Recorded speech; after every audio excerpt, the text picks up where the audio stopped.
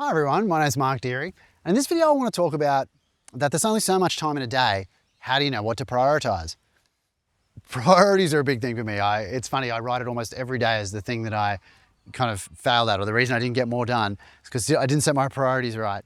And it's funny, like, because you only have a finite amount of time, we've all only got the same amount of time in every day. And the inspiration for this idea, or talking about this idea, came from my daughter because she was doing a bunch of math stuff. And I kind of made a mistake, right? So she was doing maths on Khan Academy, and I kind of set her up with some courses so she could go through them.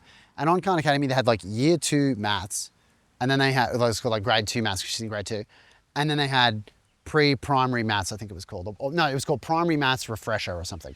And I thought in my head, oh, primary maths refresher, that must be like what you do, kind of like basic plussing and minusing, ready to go to primary school. So I'm like, well, just do that. That'll be really quick. Then do year 2. So here she is. She's just chipped away at these things. And the primary math refresher, or whatever it was, ended up being all of primary school maths. And it took her a couple of weeks, but she ended up doing the entire primary school's maths, even though she's only in year 2. And I said, oh, once you finish that, you can look at year 2. She'd already completed the entire year 2 curriculum because she'd done year 2 plus all of primary school. And there were times where she was like, do I have to do this? I'm like, you don't have to do it, just do whatever. But it's like, it's funny how you just keep going because you think you have to. It reminded me of when I was in primary school. I have this vivid memory. You know, I did pretty well in school. I didn't really ever struggle in school with the academic side of things. And so I do remember vividly in year 5, when I was in grade 5 at school, we had these things that were called like reading comprehension cards or something. So obviously there's a lot of subjects, but this is the thing I'm remembering. And there was like cards in a box. They were probably printed in like the 50s or something. But like they'd have like a picture on them, then they'd have this big chunk of text to read. And obviously really early on in year 5, there was the ones that were like, I don't know, you probably didn't even start. The cat sat on the mat sort of thing. And it was like, there's a picture of a cat and a mat. Like, what happens in this story sort of thing? Because they had questions at the end. And then you go through all the different, you know, colors or bands or whatever. So I don't know what they were, but you went through heaps. So anyway, I was way ahead of anyone else in the class. I remember this clearly. And I got up to the gold card, and there was still more after gold. Like there was probably, I don't know, platinum and blah, blah, blah, blah. There's more. There was like, you know, the box had friggin' 500 cards in it. I don't know.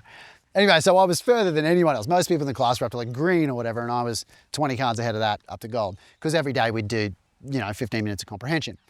Anyway, so here I am doing it, and I'll never forget it. Like I said, I remember it so clearly. I was reading the gold comprehension card, and this was like, it probably had 800 words of text on it. It was a lot of reading, right? And it was very small print, because obviously that was the cards, like the text got smaller from the cat sat on the mat, which would have been big, to like tiny, and you're reading like, you know, half a chapter of a novel sort of thing. Anyway, so I'm reading it one day, and it had the comprehension questions on it. And I remember I got about halfway through it, and I was tired that day. I don't know if it was the morning or the afternoon, it would have been middle of the day-ish. And I sat there, and I remember stopping reading and looking around the class, and like, you know, the teacher's helping a kid, and, you know, everyone's doing their reading or whatever.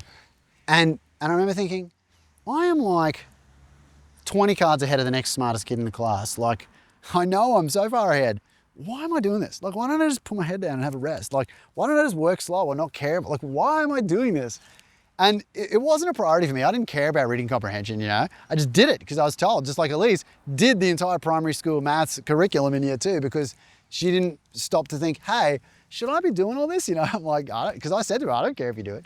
Anyway, it's interesting how, like I said, there's only so much time in the day, and I think if you don't stop and think, is this a priority for me? Like, do I have to do this?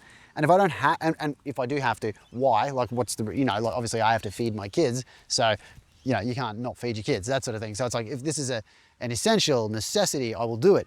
But if it's not a necessity, why are you doing it? And how do you decide what's more important to you than something else?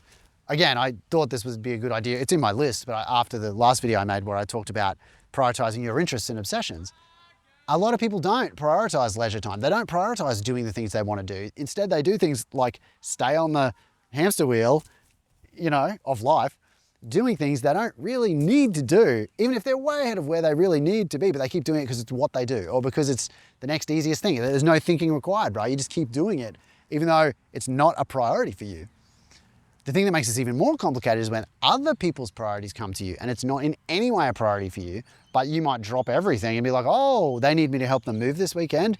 Oh, I was gonna, you know, work on my novel this weekend, but I guess I'll go help them move because working on my novel is self-indulgent. I don't know how people think about that. If you're not a professional, like I talked about in my last video, versus an amateur, if you're an amateur writer, well, you go, okay, I'll go help you. But helping them move, that's not a priority for you. Writing your novel was, you'd assign time to write your novel, but you give it up to go help them.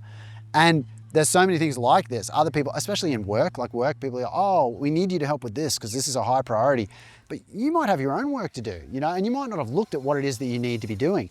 A really good example of this is when you look at how to bill a client. So when you have your own business and you have to bill, and this was me when I first started out, I didn't really have a great grasp on the concept of overheads, right? So I was paying so much money, $1,000 a month in insurance, because obviously you take camera equipment out in public, you have a crew, you have people getting paid, you need to have public liability insurance. If someone gets injured, someone's got to pay the insurance, and that's you. So you have this huge amount of work cover for your employees. You have, public liability insurance. You have insurance for your equipment.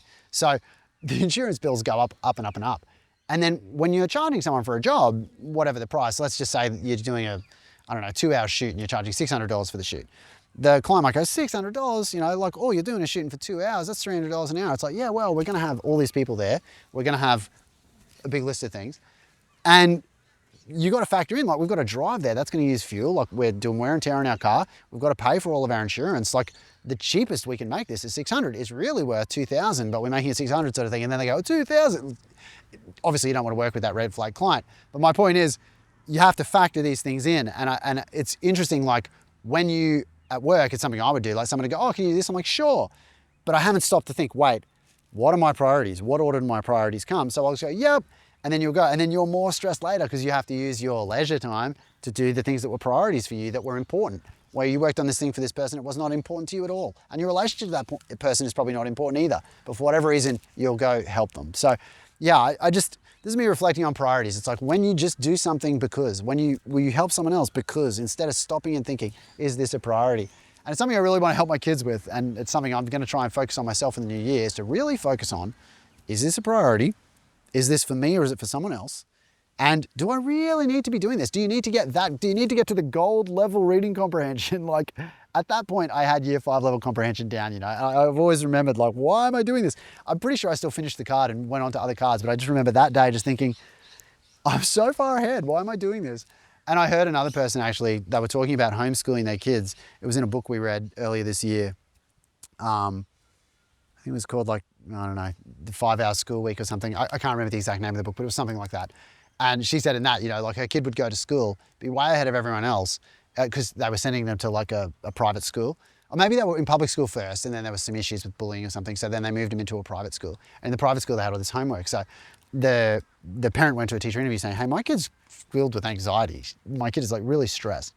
And, I don't want her to be stressed. Can we reduce her workload? And they'd be like, well, she is actually the top kid in the class. She's doing very well. She's way ahead of most of her peers. But we've got her on a pathway to make her get better and better. At the moment, she's reading at a 4th grade level. We hope by the end of the year we can have her at a 5th grade level, even though she was in the 2nd grade.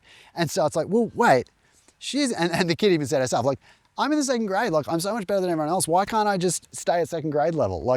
And if being at 5th grade level in 2nd grade isn't a priority, why are you doing it? She could be doing something fun. She could be doing something that interested her. If she loved art as a subject, let her spend the extra time doing art if she's already achieved at the achievement standard for that year level. And I think that's the thing. I think a lot of the time when you have momentum or you're having success in some area, people go, oh, but you're so good at that. Don't you want to continue to get good? But I think there's such a thing as good enough.